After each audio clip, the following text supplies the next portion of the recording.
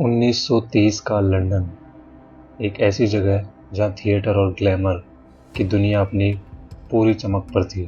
इसी दुनिया का एक हिस्सा थी एक यंग एक्ट्रेस अदा कॉन्स्टेंस कैंट। अदा का जन्म इंग्लैंड में 1880 के आसपास हुआ था और उन्होंने अपनी पूरी वर्किंग लाइफ लंदन के वेस्ट एंड के थिएटर्स में बिताई। 1930 के अंत में उन्होंने फिल्मों में काम किया, लेकिन अफसोस उन्हें कोई लीडिंग रोल नहीं मिला।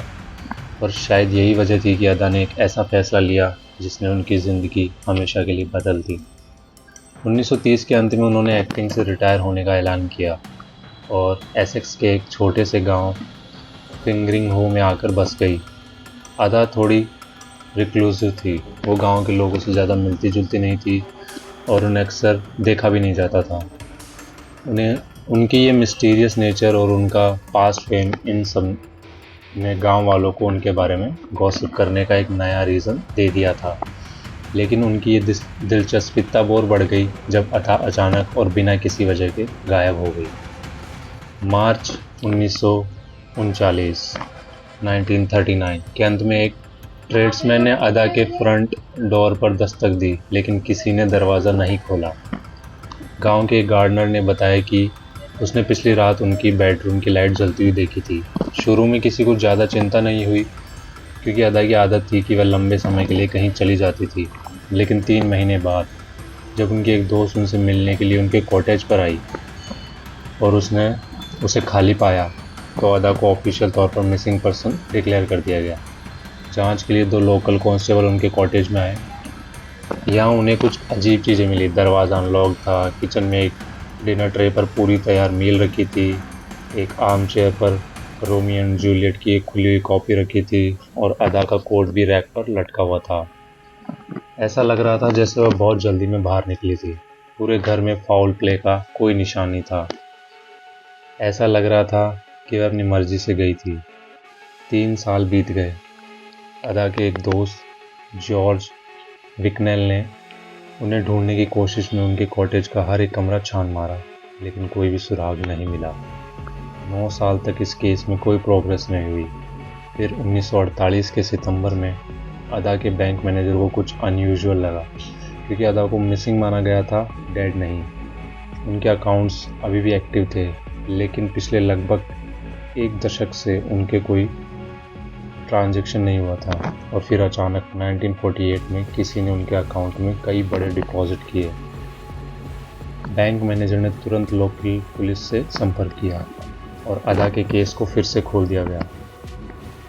एक बार फिर डिटेक्टिव्स ने अदा के कॉटेज के सर्च करने का फैसला किया, लेकिन इस बार खाली नहीं था।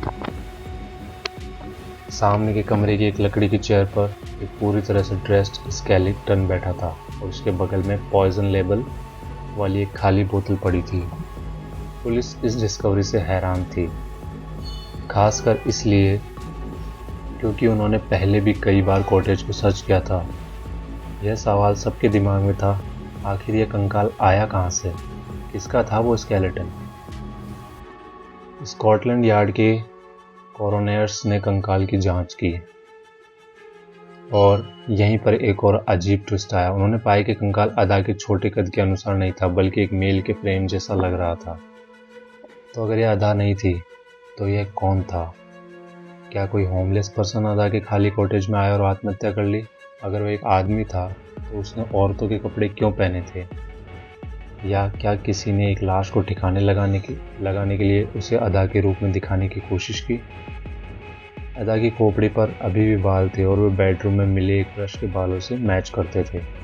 इसी वजह से कॉर्नेर की जूरी ने कंक्लूजन दिया कि हड्डियां अदा की ही थी, लेकिन बहुत से लोग आज भी इस पर यकीन नहीं करते। सबसे फ्रस्ट्रेटिंग बात यह थी कि मौत की असली वजह का पता नहीं लगाया जा सका। पॉइजन की बोतल से जहर की तरफ इशारा तो था, लेकिन यह साबित करना नामुमकिन था। पुलिस की पूछताछ के दौरान एक गांव वाले ने बताया कि अदा अपनी आखिरी दिनों में बहुत बीमार लग रही थी।